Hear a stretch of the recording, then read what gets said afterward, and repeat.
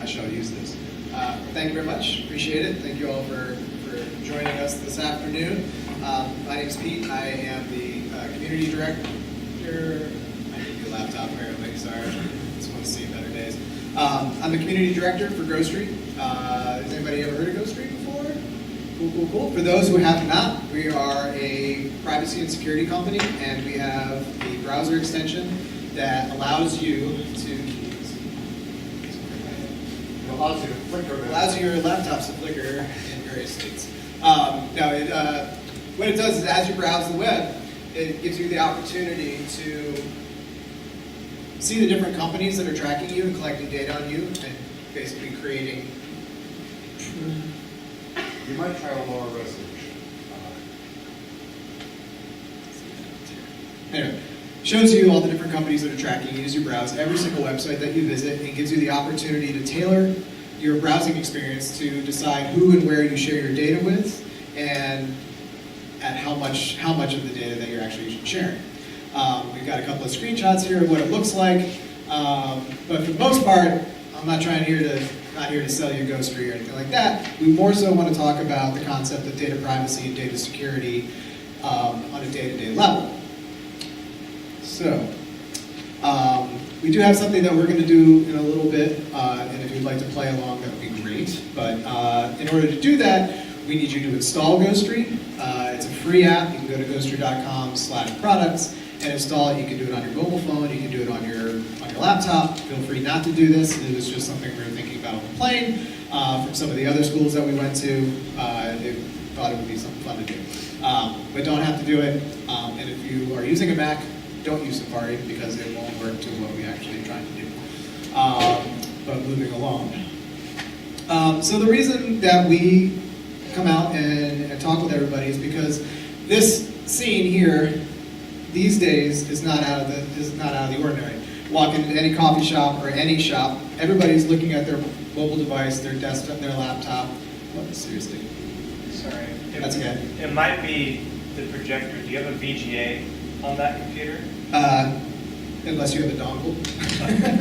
I don't. I just have HDMI. Yeah, the resolution is not probably not causing this. Yeah, it's weird. Anyway, I apologize for that.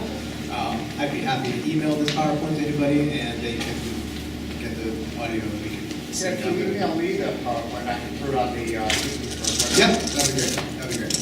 So when the screen starts up again, this is our today. Everybody's connected in some way, shape, or form, whether it be on your mobile device, on your desktop, Xbox, whatever it is. If it has a Wi-Fi signal, we are connected in some way, shape, or form, and the companies that are behind a lot of the apps and products are collecting data on you, whether you like it or not. A lot of the time when we click next, just to get to our app so that we can use it, we are agreeing to a whole laundry list of data collection policies that we either like or don't like, but it's happening.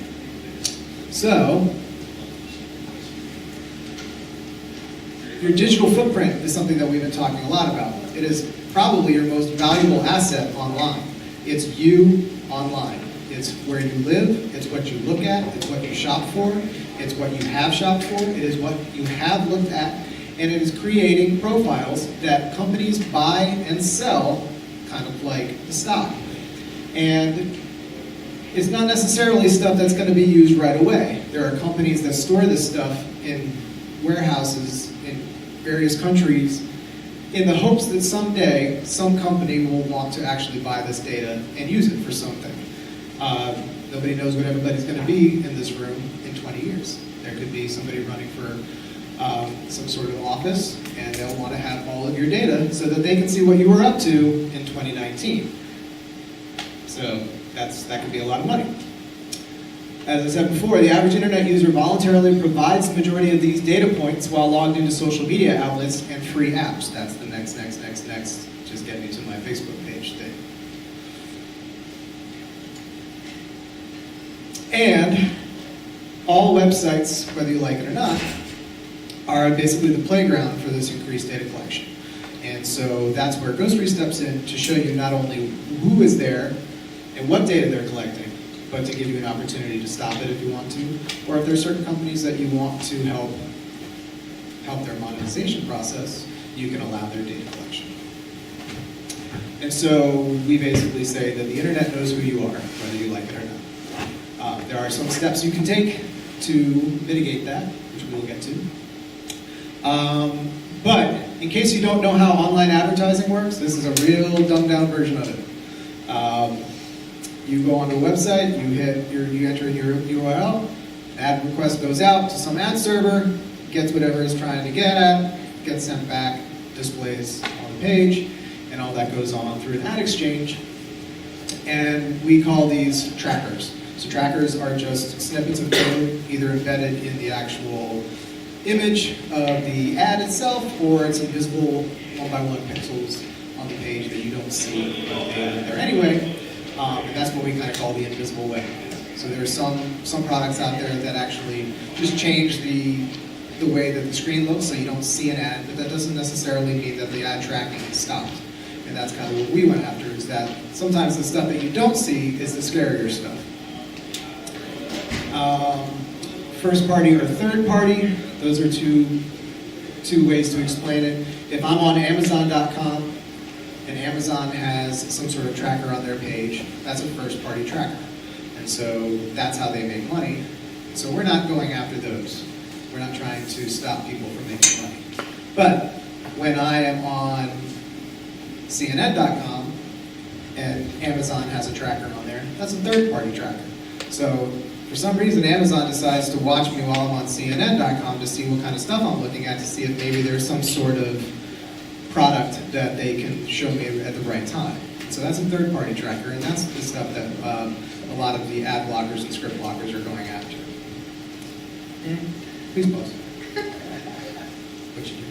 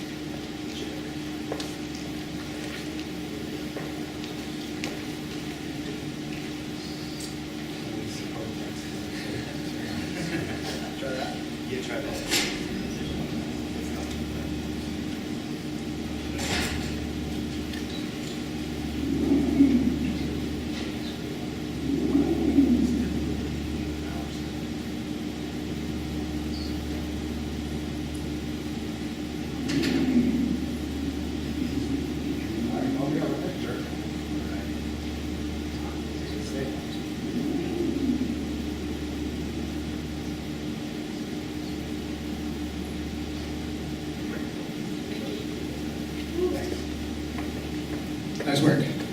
Nice work. All right. So, where were we? So the Boston, yeah. So here's the website. And so on this one website that we visited, using Ghostery just as a informational tool, there are 91 different companies on this one website collecting data. That's not 91 scripts. That's 91 companies. There are probably close to 175 to 100 to 200 scripts all firing at the same time, trying to collect data on this one web page. Are they paying the owners of the webpage? Absolutely not. Some of them are. Some of them are. So, and I'm going to show you that in a second. So, companies, and I'm kind of jumping ahead here, but that's a good point. Companies and people have the same problem when you're using the web. A lot of companies don't know who is on their websites that are collecting data. They have certain deals with publishers and ad trackers to make money. That's how the web works, right? So companies want to have serve ads on web pages. They pay the publisher a certain amount of money, a certain cut, that if somebody clicks on their ad, buys the product, and it converts, then they get a share of that money. And so Boston.com may have a one-to-one deal with a company called Ad Media. But they don't know that Ad Media says, I have a deal with 72 other companies. So when Ad Media's tracker fires, they bring in the other 72 companies that they have a deal with. It's called piggybacking. So why doesn't Boston.com know about it? Because they don't know about the deal. And so they know that they have that deal with one-to-one, but they may not know that Ad Media has that rev share deal with all these other companies. And so we have this view. This is the same website. This is behind the scenes. This is ugly. There's no way Boston.com knows all of that. There's just no way. And that's the part of the problem that we are trying to solve currently with some other products that we're building right now. The big blobs right there, that's just that's kind of load time for the most part. But that just shows how long it took each one of these to load. And you can see all the gobbledygook and all the spiderwebby stuff over here that looks like that there are all these deals. Boston.com, Scorecard Research Beacon, this first one right here, or Google Publisher Tag Manager. Those are the big deals, and then everything that spiders off back of there could be deals that they don't know about. And that's the part of the problem, is that there are some websites that are trying to do good, and so we want to give them a tool that they can better adjust and understand the inventory on their web pages, because they have the same problem. They don't have people that just sit there and watch their web pages load every single day or every single time. That'd be crazy talk. We will try next. But if they use Ghostery, they can immediately see all of that. They can see a good bit of that. They can see a good bit of it. That last slide was a product for the parent company that we used to work with, and we're actually building something that's a little bit better than that we're going to be able to provide so this was called the Ebidon Tracker Mount, and this would be something that people could pay for. Yes? So they would actually call up those people and be like, what's this? And they can actually give them this printout or give them some sort of report and say, I like the deal that we have. I don't like the deal that you have with everybody else. So you either need to stop that connection from happening, or I'm going to take my money elsewhere. So it becomes a personal conversation again. I have a deal with you, I don't have to deal with them, because there may be some companies in that laundry list of trackers that they don't want to be associated with, and that happens very frequently. And so they actually need to report this stuff to the parent company that they're doing a deal with and say, maybe 30 of those people I like, but the other 40 I don't. So we need to modify those scripts. So real quick, as far as some of the data collection, it can get pretty scary. It can get pretty low level. I was just doing something for another talk, and I just clicked on one of the trackers just to kind of see the stuff, and it knew exactly where I was to the zip code, and even latitude and longitude. I mean, if they wanted to drop something on me, they could probably get pretty close. And all I was doing was looking at Zora. I think what is it? Okay, like just retail clothes and things like that. So there's no reason why they need to know where I'm sitting right now looking at a web page.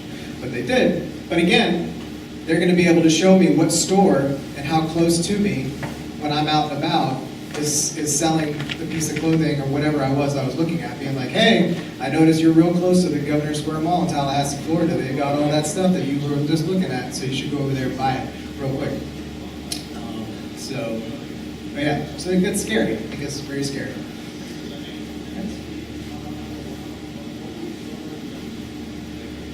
So a lot of people freak out about Facebook and a lot of the other social places that they're harvesting all your data, they're being all sneaky. This is what the tracker map for Facebook looks like, compared to Boston.com, which was a news site that had 91 different companies on it. Facebook has 2 other companies on their webpage. It's because when you sign up for Facebook, you're allowing all that to happen on a first-party situation. The more stuff you click around with, the more sheep you poke or whatever the heck that is going on like now, whatever farm bill thing, the more you click on that stuff, the more third-party tracking is actually injected into the webpage. More of those quizzes that we take, one of the big ones that, again, jumping ahead, but that 10-year picture thing that everybody was taking. I know a lot of people haven't been on Facebook for 10 years, but that was a very sneaky way that Facebook was able to update their facial recognition algorithm from pictures of you 10 years ago to pictures of you today. And so that was them. And they did all that, and everybody was, I can't tell you how many of my friends I saw just start sending all these pictures out. I'm like, stop. So that was all a plan by Facebook in order to get their algorithms updated, thanks to you. Pretty sneaky. It's a really good idea. If that's your business, that's a good idea. And that goes again to the fact that the average internet user voluntarily provides the majority of this information while logged into free apps. So do you think about that? So, following in line with that, there's a good movie, or was a good movie, if you're a Tom Cruise fan, or not a Tom Cruise fan. Minority Report. It was, it's got to be 20 years old now at this point. But when stuff was happening in this movie, it was crazy talk. Like, there's no way that's going to happen. There's this scene right here is great. John Anderson, who's Tom Cruise, walks into the mall. And then he gets scanned, and then all of a sudden, all these ads start to get targeted to him. Like, hey, John Anderson, you should go get the foot cream you're late for, and all this kind of stuff. Didn't care how private it was, how anything it was. But thinking, man, if that ever happens, that's happening now. That's all happening now. Even on Facebook, your face is getting scanned, and you're getting tagged into other people's pictures that you don't even know. You could just be in a background picture of something like that. It happened to me when I was at Disney World with my kids. I got tagged on a picture that I didn't even know was happening. So that's crazy. And then also any of the big places that you go. I'll use Disney World as an example again. As soon as you walk in, you are scanned.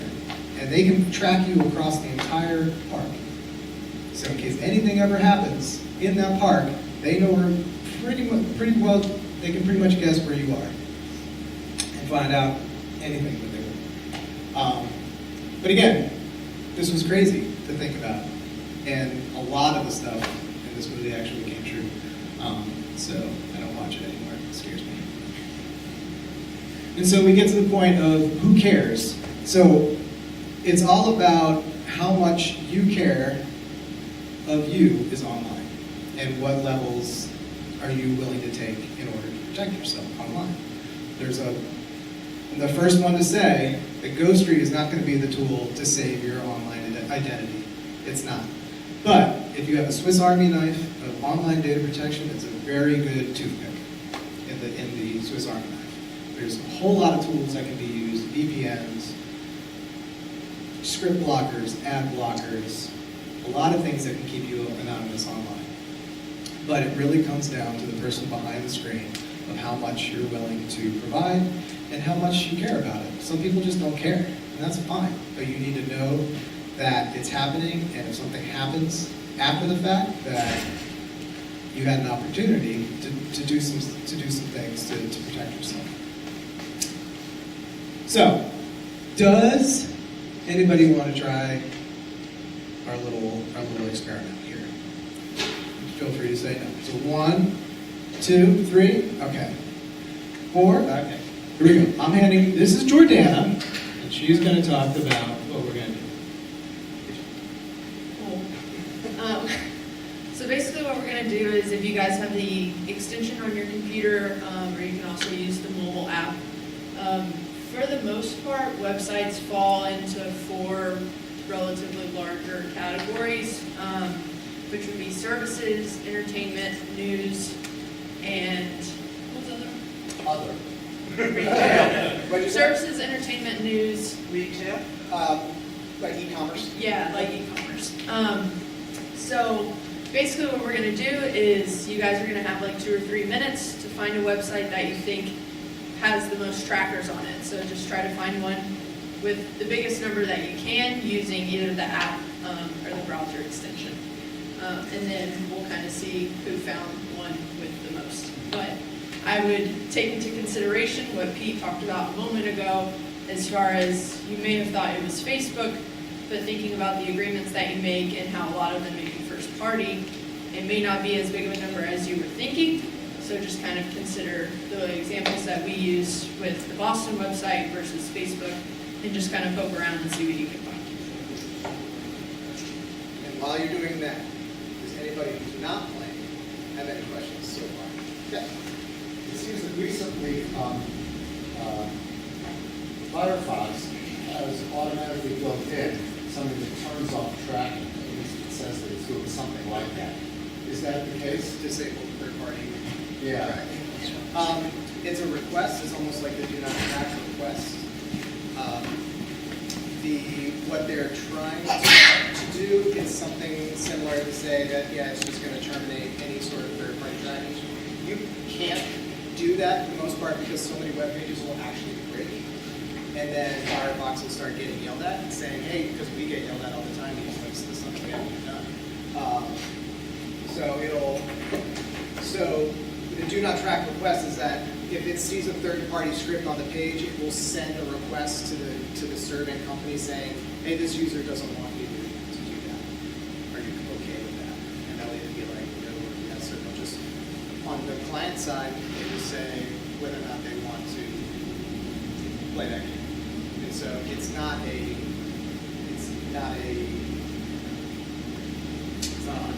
but the actual third-party request, the do not track third-party request is actually going to be. But it's somewhat helpful, but it's not the whole thing. Exactly. Yeah. It's a step in the right direction. There are some other browsers that are the Brave browser is one that's doing a good job with that. That's actually it is terminating third-party cookies. Tor is a peer-to-peer browser that has no script built into it. So I don't recommend that to a lot of people because if you think Ghostery breaks stuff, no script is going to be your worst nightmare because it breaks so much extra stuff that you just visit our turn-off scripts. You can't do that anymore and get anything done. Right. So many things are dependent upon third-party scripts, and any of the JavaScript built in the page, a lot of that stuff are third-party calls. And so even just some of the JSON drop-down files, or some of the drop-downs from your browser, those are all third-party calls. Even sometimes, so like that'll break that. Yeah, that's great. So I don't fully understand what fight we are fighting. The fight we are, okay, yeah. So maybe first you can tell me what fight we are fighting. The fight that we're fighting is that there are companies that are collecting our data without our consent. All right. And so what we want to say is it's not so much that it's happening, it's that we want an opportunity to decide who and where we share our data with. And there needs to be a shift to responsible data collection rather than just the Wild West data collection that's happening now. How much is it a technical problem? How much it is a legal problem or a legislative problem? And From a technical standpoint, it's very, very easy. It's more of a philosophical, financial, and legal issue at this point. So we have the GDPR stuff that's coming through in Europe, which is actually a really, really interesting step in the right direction for holding companies accountable for the data collection and what they do and how they store it, which is really where we need to get. There needs to be laws around how we store data, what type of data we collect, and how much of the data you can actually piece together that whole transaction. so do you feel we do have this discussion, public discussion about the need for something like that? They're just, I would say that that's starting, yeah. California actually just has been kind of going through that process with their California privacy law, which is similar and going in the same direction as GDPR, and we're kind of seeing more states start to pick up on that, so it's definitely become part of the conversation. So Ghostery if this whole setting or environment plays what role? So in the legal role, we don't actually But participate. that's the primary consideration. That's where the conversation needs to go. But from a company standpoint, we're building a product that will assist in that conversation. So are you working with government legislation? So our parent company, Clicks, it's a German-based company right now. They are on many boards that are helping design a lot of the GDPR rules. And with those, once GDPR, I think that from the standpoint of Clicks is concerned, with our parent company, they're trying to see how well the GDPR implementation goes before they even start talking about how the United States implements it. So it's kind of a waiting game for a lot of us, including me, who's way above my age on a lot of this stuff. And how do you think a user like me,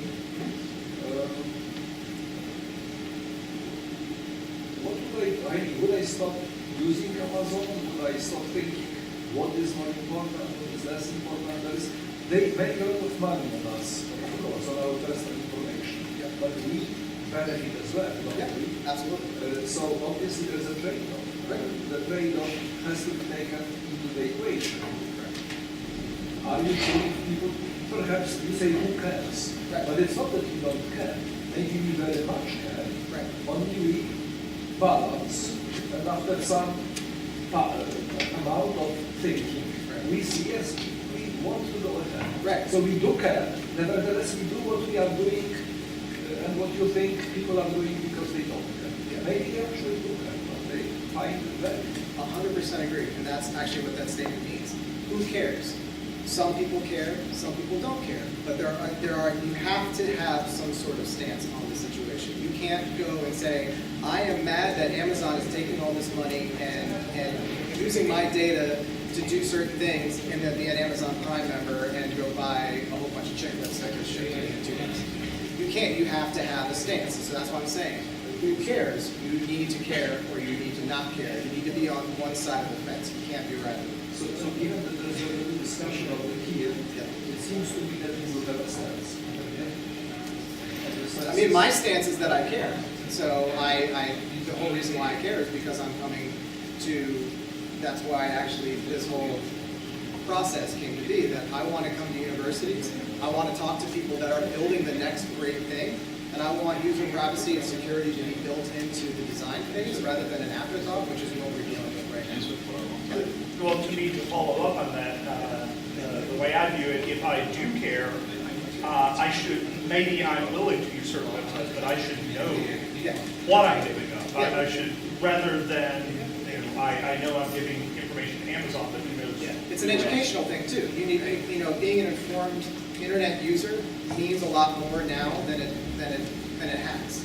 And so it's not only just like I need to know what's on the web page and what's happening. I need to know what's kind of happening behind the scenes from a corporate level, which is kind of, it's a different way to think. Like using the Amazon example is great because they are, make bajillions of dollars an hour at the expense of a lot of people using their websites, using their web services, using other Amazon-related websites that a lot of them probably have no idea that a lot of the data that's collected off of them in a demographic way shapes the way Amazon actually serves data and serves ads to get the right product in front of the right set of eyeballs. You happy with that? Well, we had this discussion. I don't want to dominate the discussion. So We can chat a little bit too. I mean, it's a valid conversation, and we can probably talk about that until Friday. That's the problem. My main point is fundamental issues here are of legislative nature, of nature that does not really involve that much technical people or technical solutions. They involve people who want to think about what are my rights, what are my rights to privacy, and so on, in the new age. And that is an important discussion. Yeah, absolutely, and I don't want to undermine the technical part of it. There are a lot of technical things involved that are, the way to do right data collection may not have been it may not have been developed yet. Like we have certain ways of doing data collection, ad serving, there's ad exchanges, all of that happens in a certain way. I used to work for Yahoo, and we built one of the largest ad exchanges on the net. And then I went to this company, and I basically flipped everything that I learned working for people and working for the flip side of the coin. There's a lot of shady stuff that happens in that ad serving exchanges. The DoubleClick, the Red Media Exchange, which is the one I was a part of with Yahoo. There's a whole bunch of them out there. AppNexus. There's a lot of interesting ways that ads are being served, either sneaky or legit. And so there is a very large technical component that still needs to be worked out. So time out on that. Who's got numbers? What is it? Let's see. What do you got? I have 99. 99. That's Wow. a good one. Anybody else? Any other Can you takers? beat 99? It's No? actually really hard to beat you guys, but Yeah, that's a big one. Yeah, that was a cheat because this one. Yeah. we just- What'd you guys find out of curiosity? I actually went to all the news sites I could think of, Uh-huh. but none of them got close to that. The Okay. highest one was 20. 20. So, should something, go ahead. Yeah, I was just gonna say I got 37, but what I've always found on the internet is like the best place to get lots of trackers if you're looking for that is just news sites. I just went Yeah. started my search engine of choice and just typed in news and scrolled and clicked all Yeah. those things fine. Yeah, yeah. So, my current record is 182. I haven't been able to break that, but it was on a gaming website. We went to the PAX South Gaming Festival in San Antonio, and I found a whole bunch of gaming websites, and I went on there and so on. So, but that's something I wouldn't have thought that. Like, you expect whenever there's going to be a large amount of traffic with that kind of stuff, you're like, okay, there's going to be a bunch of companies on there trying to sell their stuff.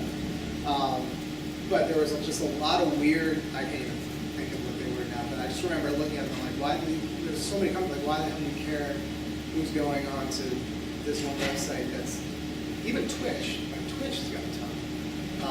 I mean, I know that the whole way that stays on is because of ad serving and people, clicking on ads when they all say stuff, but it's like, never thought that. But, the other trick though is to turn off Ghostery, and that will give you a higher number. So remember we talked about piggybacking, right? So there's that deal. So Boston.com, that one that had 91 companies, if you're blocking and you go to that website, there's 14.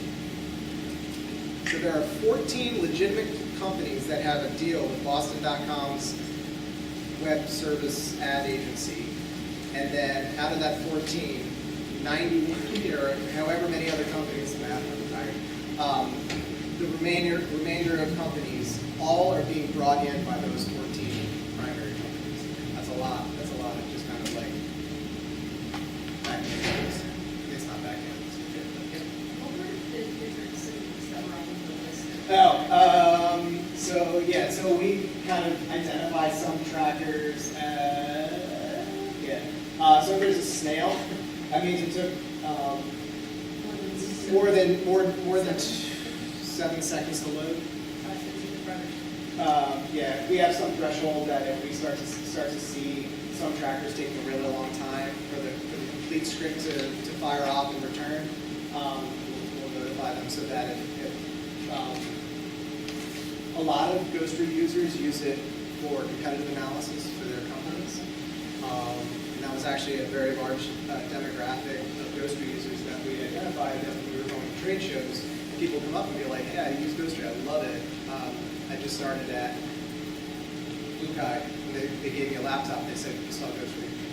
And so that's a lot of prereqs. So that way, when they're going to competitors' websites or seeing what other people are doing, they can see what scripts those other companies are using. So they can kind of start seeing what benefit they're getting from doing deals with those companies. And so we have certain categories that we've implemented, so we can kind of see what scripts are actually causing problems. But a lot of web developers use Ghostery too to kind of stress test their websites, so they can see what's the threshold for how many scripts I can actually get on a web page before it actually crashes on. Cool. Well, you have the highest number, so you'll get a shirt at the end. You can see us. the number actually has been higher since I've been sitting here. Wow.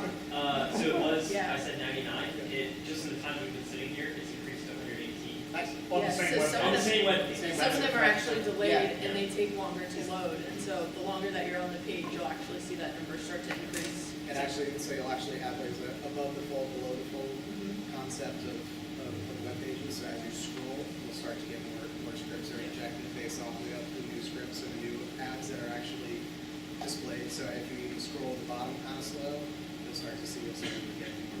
Is that Ghostery on or off? Off. I just had to disable ad block because Mhm. I use that to like. Yeah, I meant to say, just have it just be like there as an educational tool. Yeah. So I had it on. And, Oh, yeah. and so the 37 even on. Yeah. Yeah, there you go. Yeah. So 37 on is, that's pretty good. So technically, how's it detecting it? So we have a blocking library. So we have three different modes of detection. Ghostery proper, we have a script library that we have the actual JavaScript tags, and we have a matching algorithm that as we browse the page, we detect the script, and if it matches, we block based off of whatever preferences you made in your library. We have an anti-tracking solution, which is kind of our AI component, that if it starts to see certain scripts over a certain amount of time, and it sees that it has the potential to possibly track, we'll flag it and block it. And then after we've seen it a certain amount of time, we'll actually add it to the library, so that it'll actually be an actual script that we've determined that is there. And then the ad blocking script uses the same easy list as ad block list. So it's an open source list of known ads that are out there, but basically just looks for image files that have tracking on them. You have a question? Yeah, I was curious on your all's website, how many are there? Two. One, unless you go to a specific page on the website. Yeah. But other than that, there's just one, which is Which is just an analytics thing to see who comes to the site. and that's actually like. open I mean, and source. so that's a great, so we could be jerks and not allow it blocking on our website, right? But it's all about transparency. So yeah, we have trackers there to see, so that we can start to see how many people come to the website. It's real, it's actually That's literally quasi-useless all stuff. it does. Yeah. It's just to see how many page hits we get, and then how many installs from the website, because we have installs on our product page, and then we have installs at all the stores. So it's just kind of seeing where people are finding us, and then how are they installing it. But yeah, I mean, transparency is the most important thing. It's not that it's happening. It's just what do we decide to do? I mean, it would be obnoxious of us to do that. Part of my role has been like I don't like to say the voice of reason, but I'm the first one to yell, be like, can't do that, because if we do that, Reddit blows up, and then I hate Reddit. It's amazing how angry and mean people can be behind anything. But when you're face to face and have a conversation, it's a little bit easier, which is something we're doing these days. So more of the words that we have here. So it's been estimated that as of January 2018, there are over 330 million domains supporting over 1.8 billion websites. So that's a lot of opportunities to collect data and do all sorts of stuff. And then regardless of the ways to which you try to stay anonymous, companies are creating new and creative ways to track across any website you're using, your device. So I don't know how many people are going to come to our workshop tomorrow.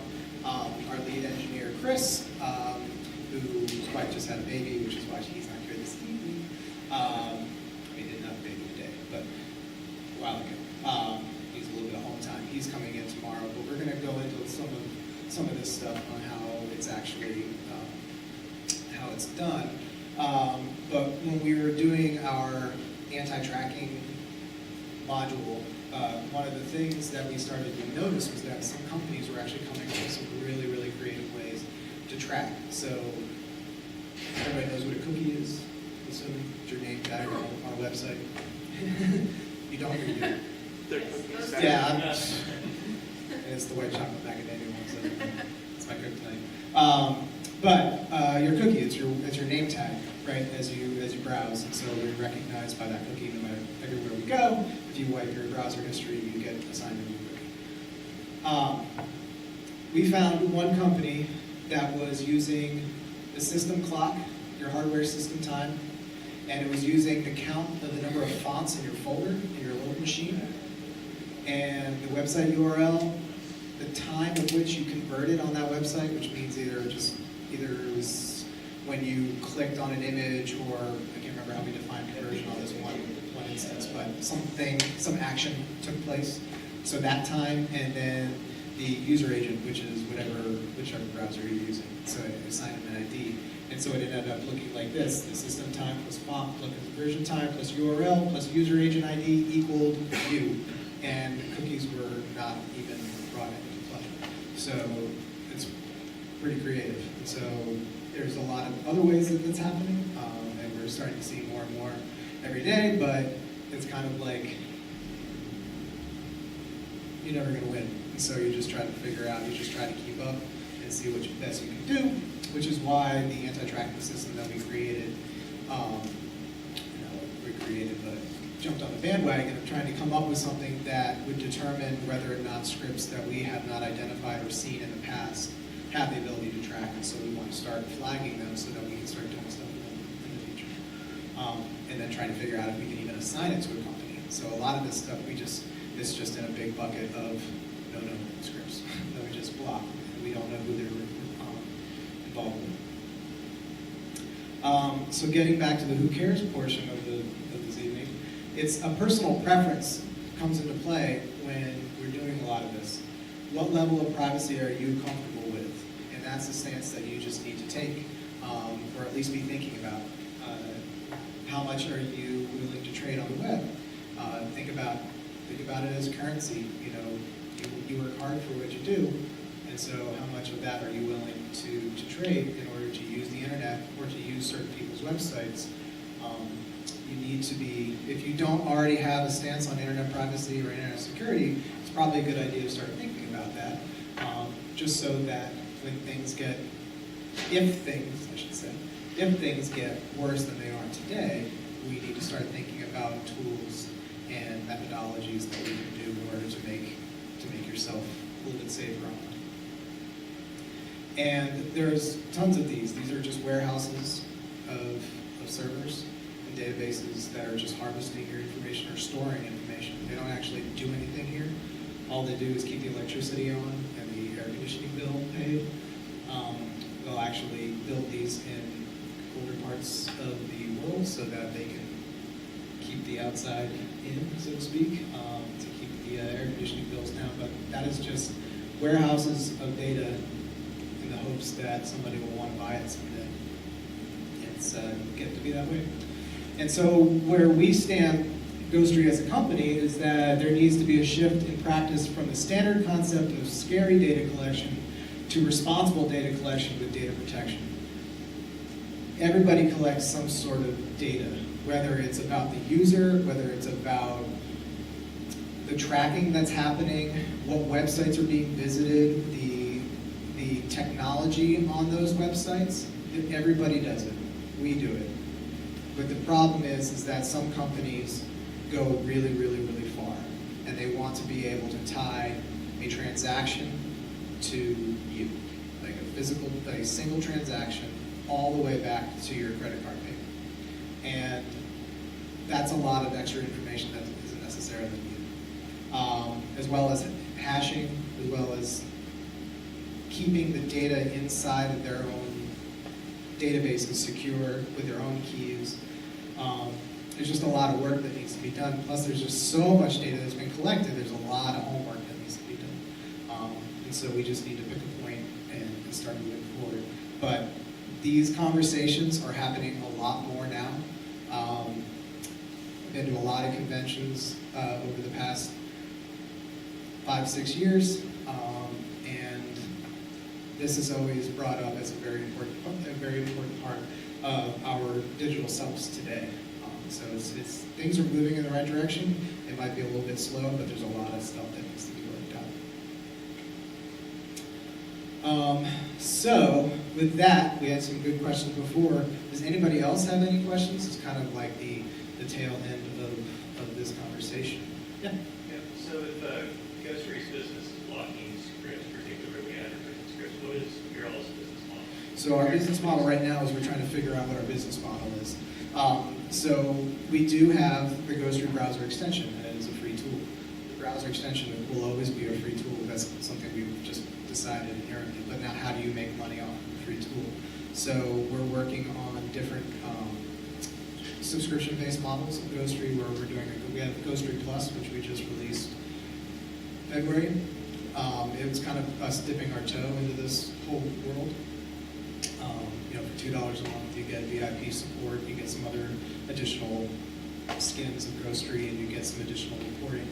And we're kind of seeing how people react to that. If they like that, then we're going to start trying to think of other things. Something that just went to beta this week, actually, something that we're putting out in April is called Ghostery Insights.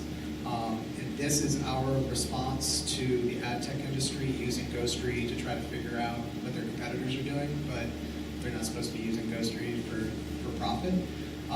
So what we did was we built a separate tool that is not Ghostery centric at all. It's Insights by Ghostery. So that'll be a subscription model.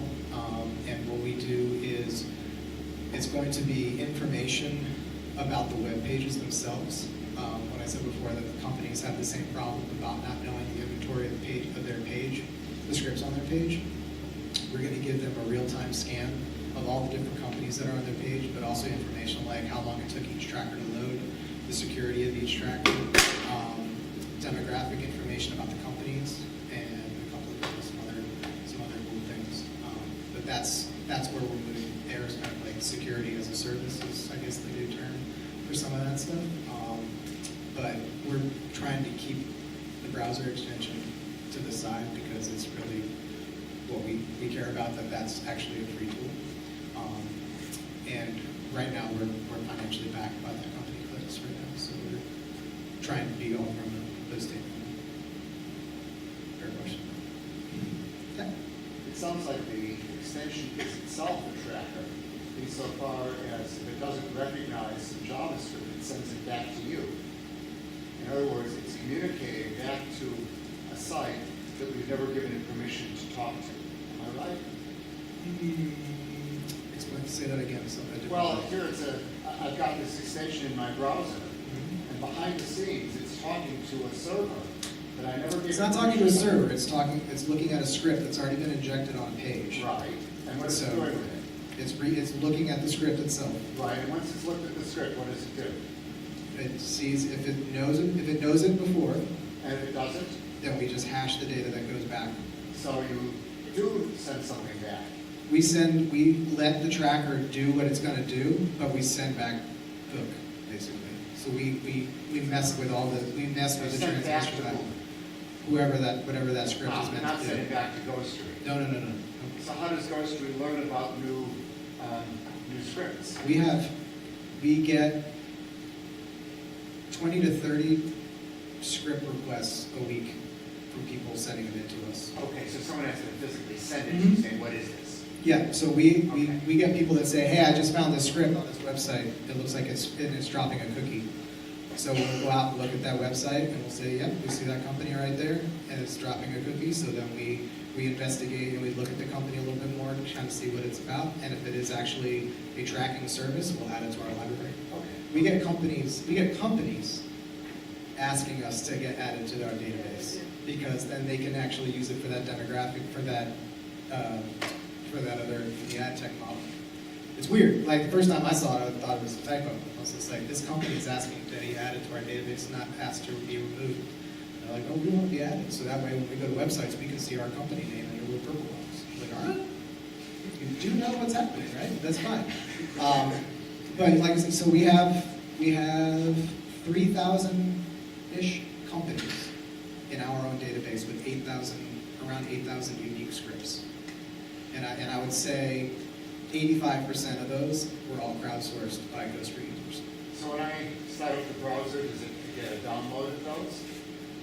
It's in the JSON file. It's in the browser extension install. It's a JSON file. So it has to be updated to get the newer ones. Mm-hmm. Yeah, so we push a new library every 35 Do I have to minutes. pull it or do you push it? It's a push.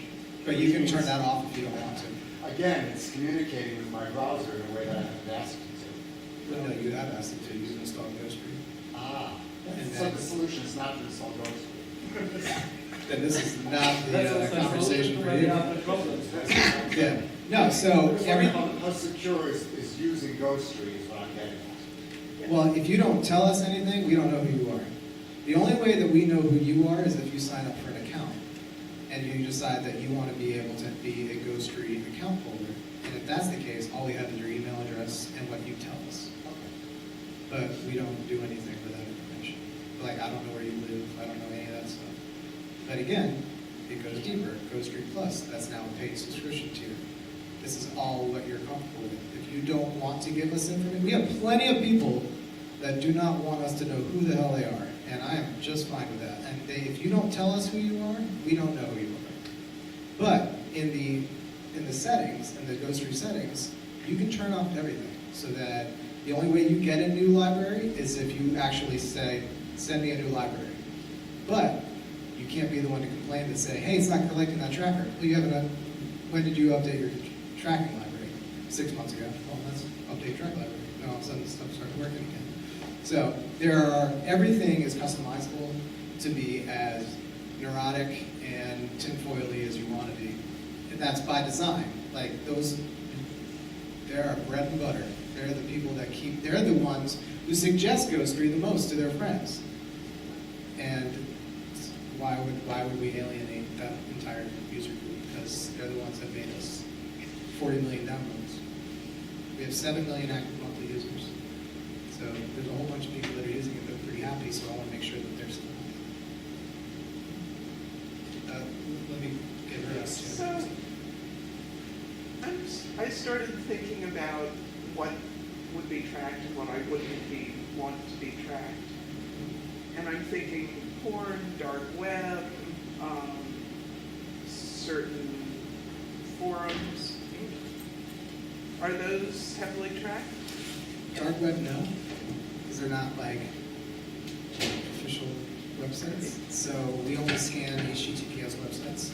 So sites that are actual live site, whatever, however you want to say, it's the opposite of what a dark web website is.